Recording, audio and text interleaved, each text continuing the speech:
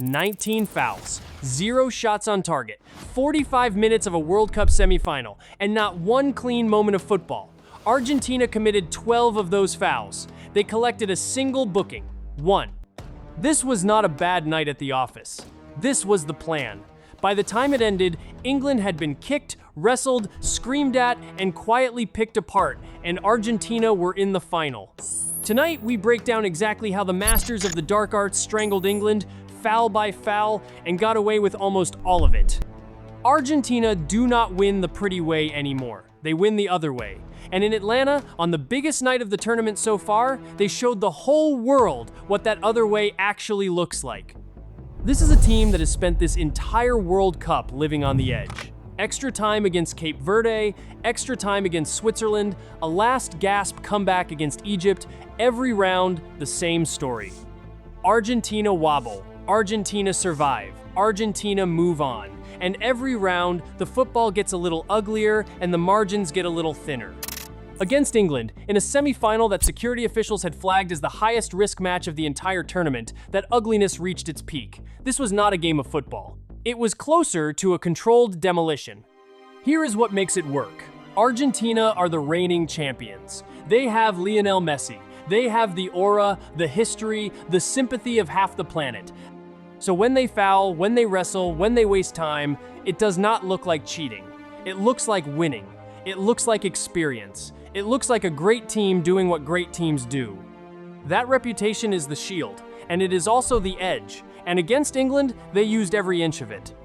It helped that the whole night felt tilted their way from the first whistle. Argentina's fans massively outnumbered England's inside that stadium, loud enough to drown out God Save the King before kickoff. So Argentina were not just playing England, they were playing in front of what felt like a home crowd on a neutral continent with a referee reluctant to reach for his cards. Every advantage that could quietly fall their way did. Let us start where the match started, because the first half tells you everything you need to know about how the rest of the night was going to go. The opening 45 minutes produced no shots on target. None. Neither side managed a single attempt on goal until the 33rd minute. It was the first time in decades that both teams at a World Cup went that long without testing a keeper, but it was not boring because nothing happened. It was ugly because so much happened, and almost none of it was football. Argentina came out with one clear job: break England's rhythm before it could ever start. Every time England tried to move the ball through midfield, an Argentine body arrived late. Alexis Mac Allister left one on Elliot Anderson inside the first minute. Leandro Paredes shoved Jude Bellingham in the back in the second minute. Enzo Fernandez came in late seconds after that. The pattern was set before the game was even 5 minutes old, and it never once let up, and the target was obvious. Jude Bellingham, the young England midfielder, was fouled again and again and again. At one point, the Telegraph counted Fernandez, joining what they described as a three-man queue lining up to bring Bellingham down after he had already skipped past the first challenge. Sit with that for a second. Not one player assigned to stop him. A queue of them taking turns. This is the wind-up game, and Argentina are the best in the world at it. Former England captain Wayne Rooney said it out loud on live television. Argentina would have planned this before kickoff, he argued. Get into Bellingham, wind him up, try to make him snap and get himself sent off. The whole strategy was to provoke a reaction, and the whole trick was to make England throw the first real punch so that England would be the ones punished for it. The needling never stopped, and it was never random. Giuliano Simeone, son of the famous Atletico Madrid manager, spent the half getting under Jordan Pickford's skin, at one point flicking a boot out at England's goalkeeper after a challenge. Nahuel Molina charged into the back of Bellingham. Marc Guehi got tangled up with Simeone, who led with his head. Anthony Gordon broke away, got chopped down by Simeone, and then got a patronizing little tap on the head for his trouble. On the touchline, England manager Thomas Tuchel was losing his composure, gesturing, pleading, watching his players get picked at while the whistle stayed silent. Then came the flashpoint. In the 37th minute, Anderson was booked for a foul on Messi, and the whole thing nearly boiled over. Argentina's players swarmed the referee, demanding more. Mac Allister and Paredes were in his ear, frantically pleading for Anderson to be sent off for a first yellow that was barely a booking. Harry Kane, England's captain, covered his mouth to speak quietly to the officials, which is not against any rule, while the Argentines tried to get a fellow professional dismissed from a World Cup semifinal. That is the game within the game, and Argentina played it beautifully. Even the small stuff was calculated. Late in the half, as Reece James tried to take a quick throw-in with a new ball, someone on the Argentina bench threw the old ball back onto the pitch just to slow England down. A tiny thing, a deliberate thing. And then, at the halftime whistle, Messi and Fernandez surrounded the referee to complain, and Messi kept talking to him all the way down the tunnel. Working the official, planting the idea, setting the tone for the second half before the second half had even started. And that is the part we really need to talk about, because Argentina did not do all of this alone. The referee that night was Ismail Elfath, an American official taking charge of his fourth match at this World Cup. 12 first-half fouls from Argentina, and he reached for his pocket exactly once, booking Lisandro Martinez for hauling back Morgan Rogers. 12 fouls, 1 card. The other yellow of the half went to England's Anderson, and this was not a referee who simply never books anyone. In his earlier matches at this tournament, he had handed out cards freely and even shown a straight red. So the sudden reluctance to punish Argentina on the biggest night stood out even against his own record. Read that back slowly. England had committed 7 fouls and earned a booking. Argentina had committed 12, nearly double, and earned exactly the same. Former England goalkeeper Paul Robinson was not impressed. He said Elfath had been far too lenient, that the constant tactical fouling was going unpunished, and that Argentina were being allowed to set the tone with total impunity. And he is right. When you can foul 12 times in a half and only see 1 yellow card, you are not being refereed, you are being permitted. Every foul that goes unpunished is an invitation to commit the next one. Argentina accepted that invitation over and over. Here is where it gets uncomfortable, because this is not the first time this exact question has trailed Argentina and Messi through a major tournament. Reporters this week pointed out something strange about Elfath's history. He was the 4th official at the 2022 World Cup final, the night Messi finally lifted the trophy. He has refereed Messi's club games in the United States. Some in the press had already started calling him a good luck charm for Messi before this match even kicked off. The version you have heard is that this was just a tough physical semifinal between 2 old rivals. That is not the full picture. Now, I am not going to sit here and tell you the game was fixed. I do not have that, and neither does anyone else. But you do not need a conspiracy to have a problem. All you need is a pattern. Argentina foul, the whistle forgives. Argentina waste time, the whistle forgives. Argentina swarmed the official, and the official listens.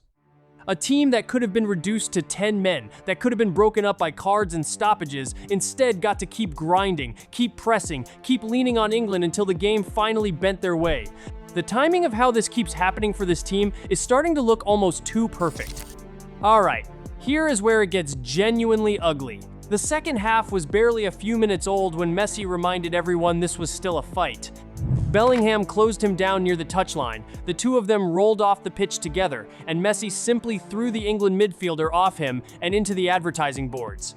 The greatest player of his generation, 39 years old, still perfectly happy to mix it. England, to their enormous credit, did the hard part anyway. They took the lead. In the 55th minute, Anthony Gordon smashed home a volley from a Morgan Rogers cross, and for the first time all night, the noise inside that stadium belonged to England. They were suddenly 40 minutes from a World Cup final.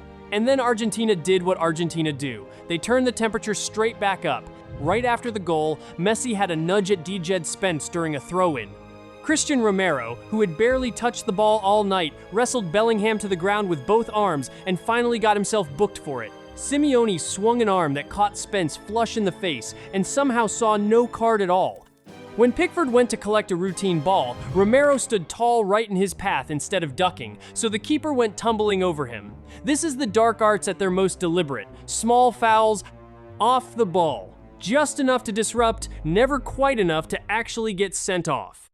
Now, let us be fair, because England were not saints either. Pickford barged into Simeone earlier when he thought he could win the ball. Anderson clattered Messi for that first yellow. When you are getting kicked all night, eventually you start kicking back. But there is a difference between reacting and orchestrating, and that difference is the entire story. England lost their heads. Argentina used theirs.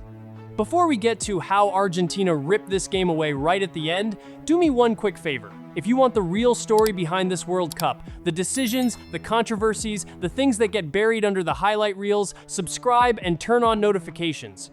This channel breaks it down while everyone else just shows you the goals. Now, back to Atlanta, because here is what people forget in all the chaos. Argentina were also just better. Over the whole match, they had 15 shots to England's 5.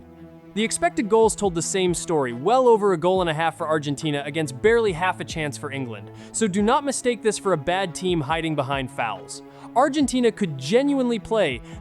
They simply chose to foul on top of it, wrapping real quality inside a layer of cynicism. That combination is exactly what makes them so hard to beat. Then came the equalizer, and with it, the cruelty. In the 85th minute, Enzo Fernandez, who had spent the whole night fouling Bellingham, curled a stunning shot past Pickford from 20 yards.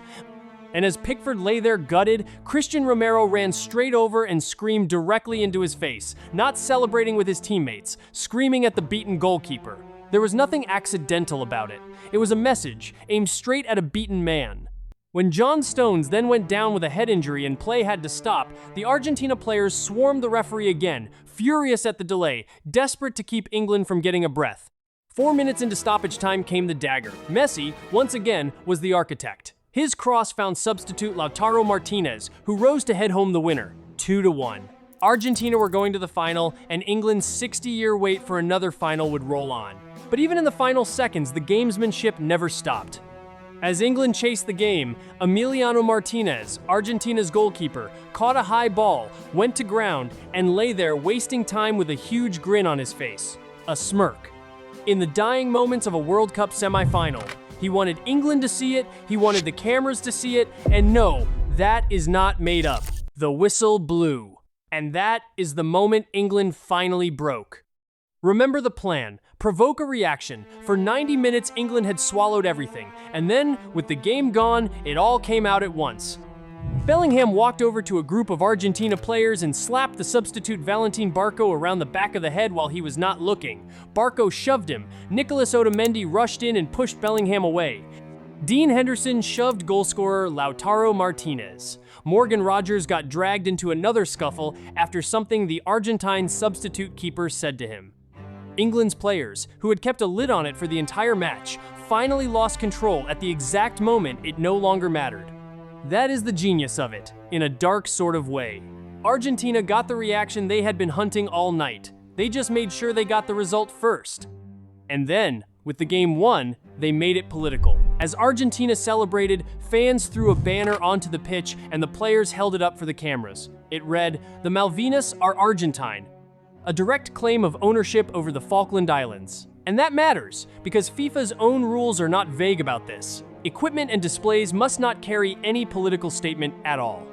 A banner like that, held up on the pitch by the players, is exactly the kind of thing FIFA claims it punishes. This did not appear from nowhere.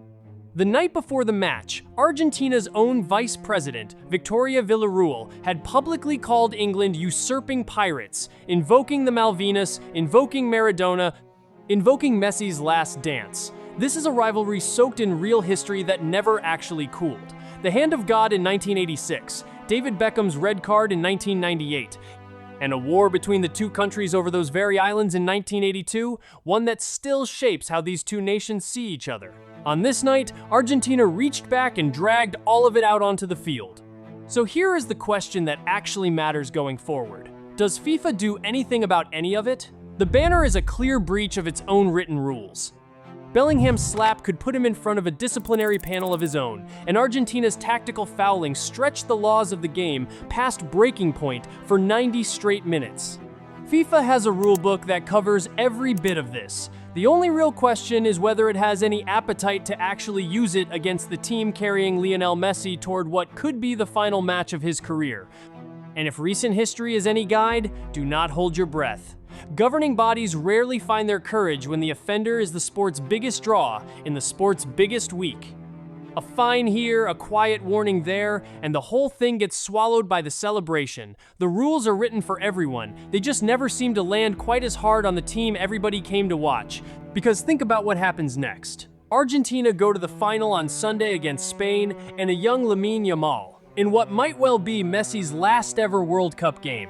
If Argentina carry this same playbook into that final, the late tackles, the time wasting, the screaming, the swarming, the provocation, The entire world is going to be watching to see whether anyone actually stops them.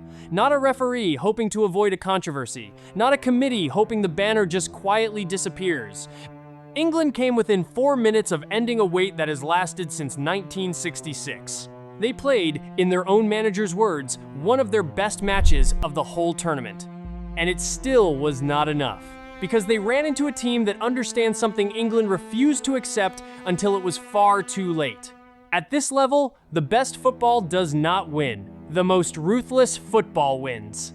Argentina are 90 minutes from defending their crown. The Dark Arts are going to the final with them, and the only real question left is whether anyone on the pitch or inside a FIFA office finally has the nerve to say enough.